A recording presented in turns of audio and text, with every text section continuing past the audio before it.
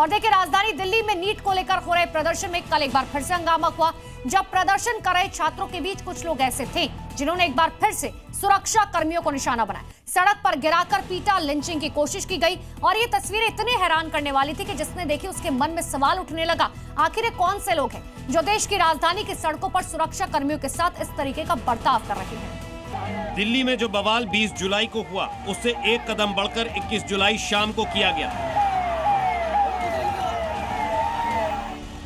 जहां 20 जुलाई को पुलिस कर्मियों पर पत्थर चले, तो कल रात तो बकायदा आरएएफ जवानों को सड़क पर गिराया गया, लिंचिंग की कोशिश की गई, दौड़ा दौड़ा कर पीटा गया,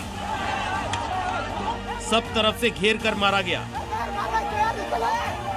ये तस्वीरें इतनी हैरान करने वाली हैं कि जो सुरक्षाकर्मी अपनी ड्यूटी में लगे थे, उन्हें बिना किसी वजह के निशाना बना दिया गया, उनकी लिंचिंग की कोशिश की गई, सैकड़ों की भीड़ उन पर टूट पड़ी और घेर घेर कर मारा गया। बहुत मुश्किल से उनके साथी जवान उन्हें सुरक्षित बचा पाए। तस्वीरें देश की राजधानी दिल्ली की है, जहां छात्रों का बड़ा आंदोलन चल रहा है, लेकिन छात्रों के इस आंदोलन में ये पुलिस को पीटने वाले लोग कहां से आए? इस तरह सरेआम पुलिस की लिंचिंग करने वाली ये भीड़ कहां से आई है? और ये कौन लोग हैं जो ड्यूटी पर तैनात सुरक्षा कर्मियों को लाठी डंडों से पीट रहे हैं? और ये सारे वीडियो एक एक कर उसकी गवाही दे रहे हैं।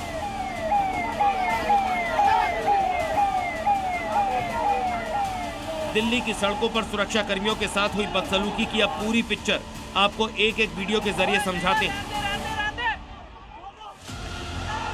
तस्वीरें दिल्ली के कनॉट प्लेस इलाके की हैं, जहां भीड़ कल शाम फिर प्रदर्शन के नाम पर इकट्ठा हुई थी,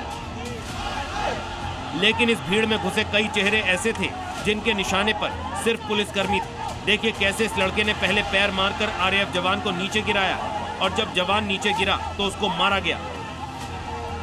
प्रदर्शन के नाम पर इस तरह की हरकत की अकेली तस्वीर नहीं है। दूसरी एक और हैरान करने वाली वीडियो देखिए।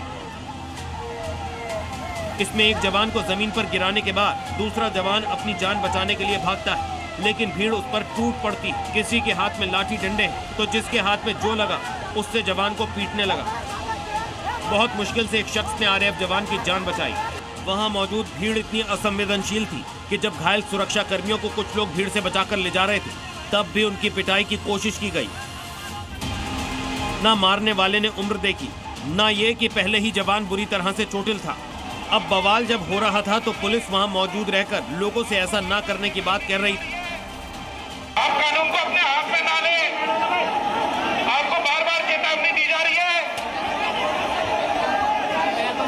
ये पत्थर और गोले मारना छोड़िए, आपको बार बार चेतावनी दी जा रही है।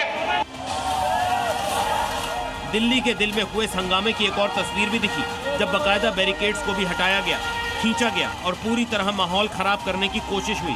20 जुलाई के इस हंगामे के बाद कल रात को जो हुआ उसे लेकर भी अब पुलिस एक्शन में आ गई और पुलिस ने कल रात हुए इस हंगामे पर भी मामला दर्ज कर लिया है। दिल्ली में पिछले 2 दिन में हुए हंगामे को लेकर अब तक 10 एफआईआर दर्ज की गई हैं, जिसमें संसद मार्ग थाने में 4, कनॉट प्लेस में 3, मंदिर मार्ग थाने में 1, 12 खंबा रोड और कर्तव्य पथ पर 1-1 एफआईआर दर्ज है।